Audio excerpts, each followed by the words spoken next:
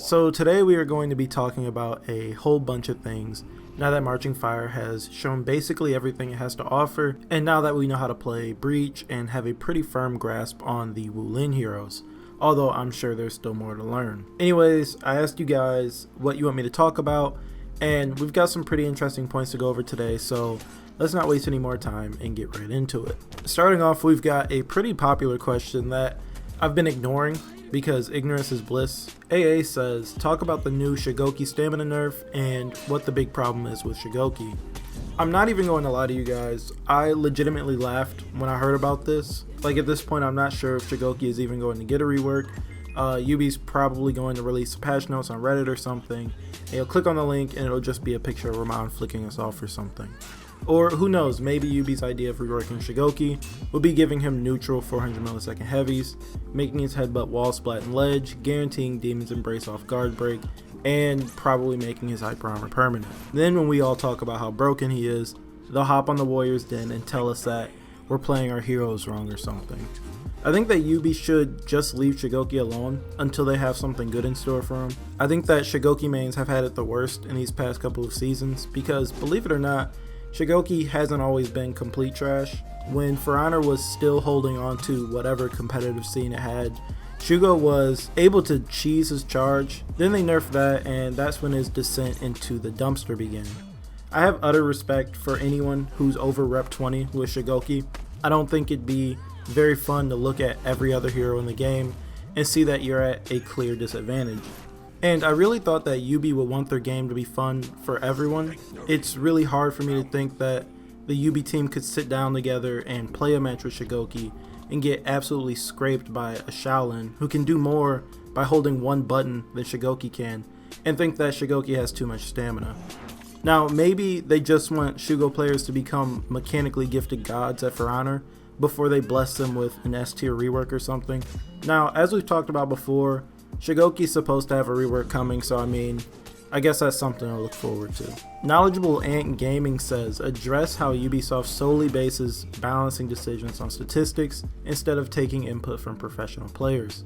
So, as far as I'm aware, Ubi actually does or did invite tournament players and whatnot to community workshops or something, and they took feedback from them. I'm not sure if they actually listened though. I do agree that Ubi should try to balance to the best players rather than players who just hop on the game to have a good time. I think Ubi tried to do that with the Wulin. I think they tried to make 4 heroes who could all hold their own in a super competitive environment. Ubi claims that stats aren't the only thing they look at, which they shouldn't, but their actions speak otherwise. Some of their decisions really makes it feel like they don't even play the game anymore, and I don't say that to be rude or anything. I'm just trying to say that there are things that could have been done a long time ago that just haven't been done. I know I'm straying from the question a little bit, but I don't think that Ubi really takes the For Honor community too seriously.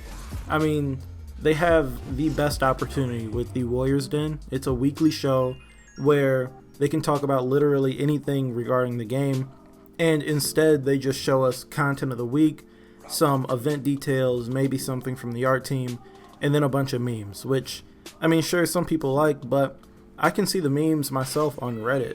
Maybe once every 3 or 4 weeks they sit up there and talk about something regarding the actual fighting, the gameplay. The fighting is literally the most important part of the game, and you would think that Ubi would take at least 10 or 15 minutes to seriously address it. And when something does get brought up, like it gets a ton of upvotes or likes or views on YouTube, Ubi just straight up ignores it. We wait for the Warrior's Den because we want some balanced discussion. Everything else is cool, but we need you to talk about balance and the fighting. We need you guys to tell us what you're working on so we're not left in the dark. There's no consistency on when patches come out. We don't know if your next patch will come out in 2 weeks, 4 weeks, or 6 weeks.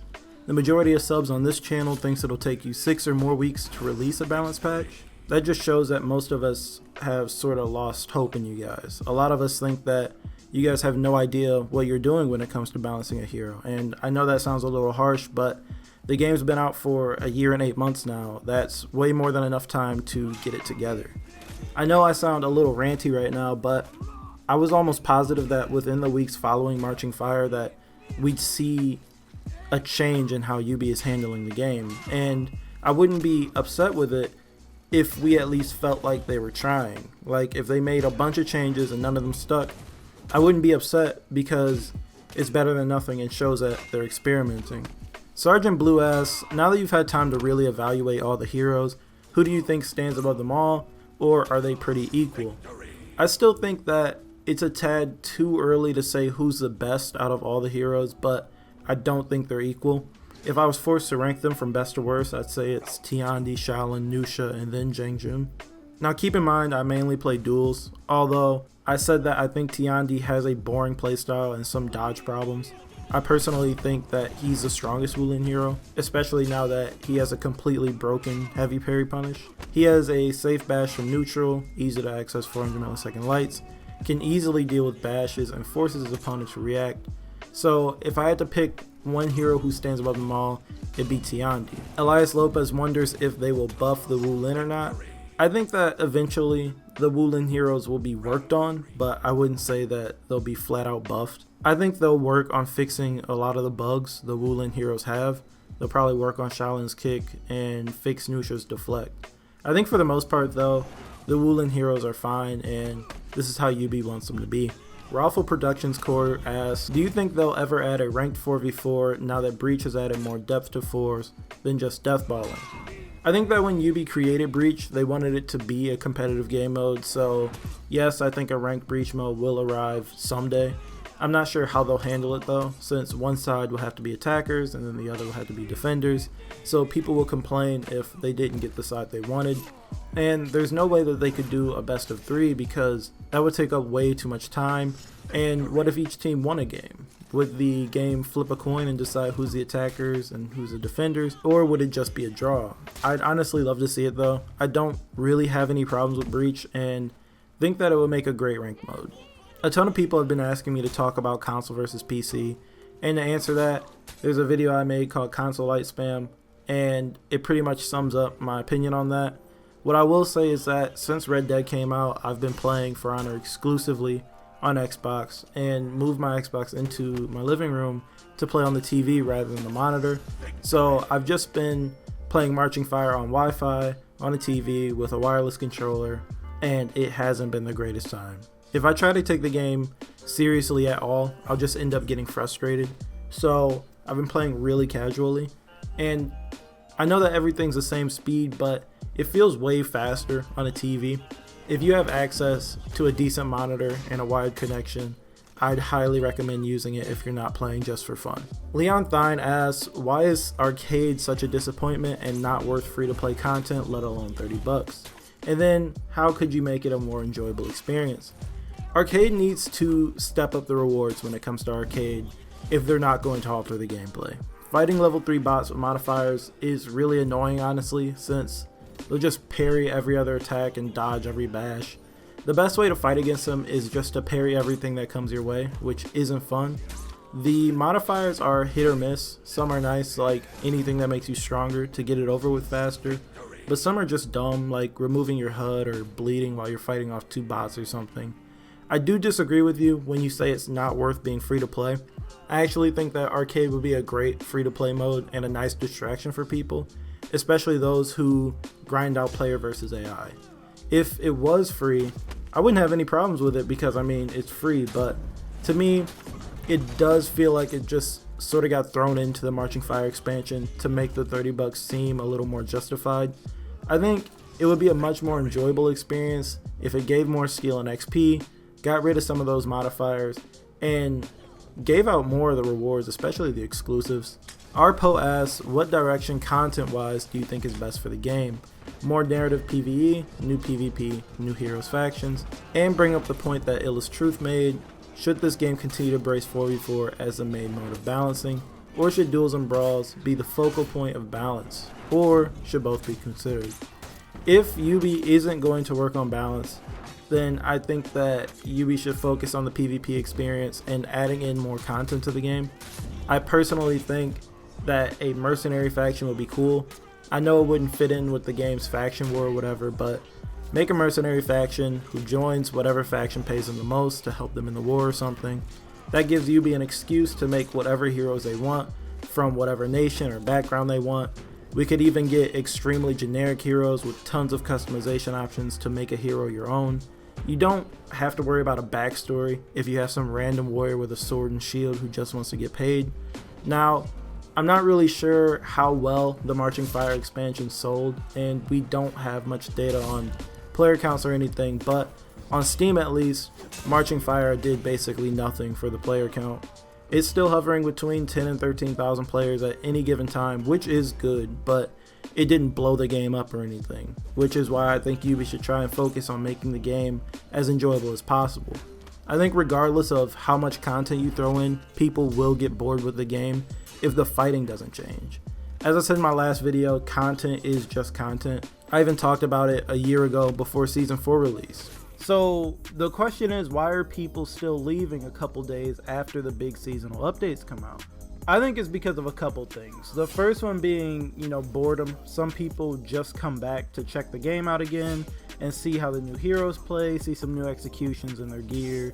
Then they get burnt out again and move on to play something else. That's, understandable. There isn't much you can do about that.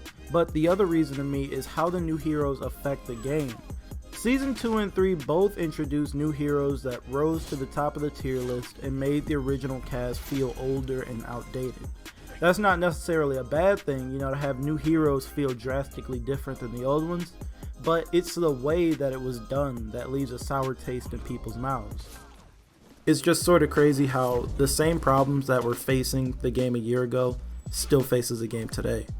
Anyways, in terms of balancing the game for 4v4 or duels and brawls, I think that 4v4 is still the future of For Honor. It's what most people play and what most people are interested in.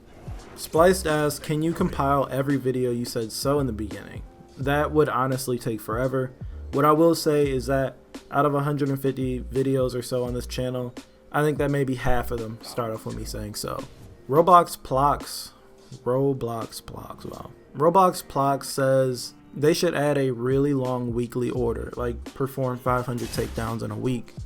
I think that this would be a great idea. I don't know about 500 takedowns in a week though, that's a lot of takedowns. I think that each hero should have challenges tied to them that unlock ornaments, XP, and colors, so that there's more to play for. That would really make the grind a lot less tedious with something to work for, especially since the orders are already weird. If I'm using a Viking Vanguard, I have to hope that 2 of the orders aren't for Samurai and Heavies. All orders should be able to be completed by one hero in my opinion. All the people waiting for you to say how bad is this and how bad is that, geez, just say something positive for the game, man. Honestly, I do try to point out the positives anytime I talk about the game. It's just that I usually have something to criticize as well. And I don't criticize the game because I hate it.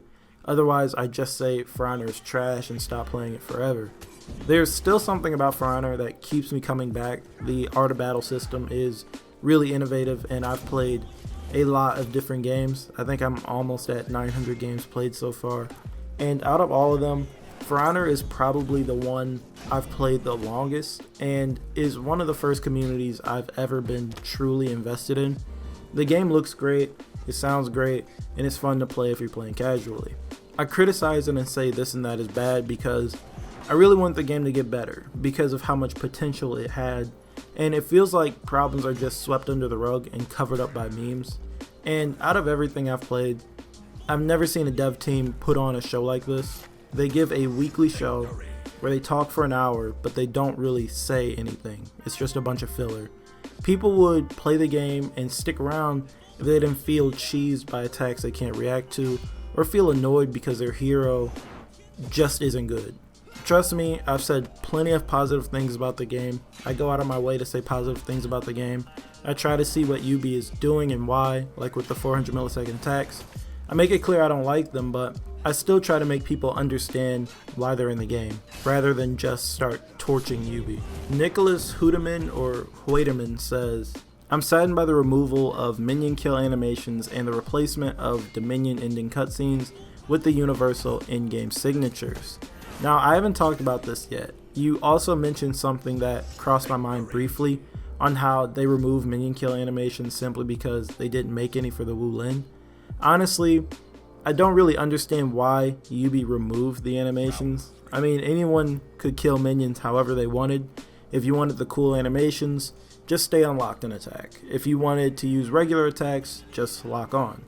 It's pretty clear that there are tons of people who want the animations back because there really was no reason to remove them, but UB will probably never talk about it.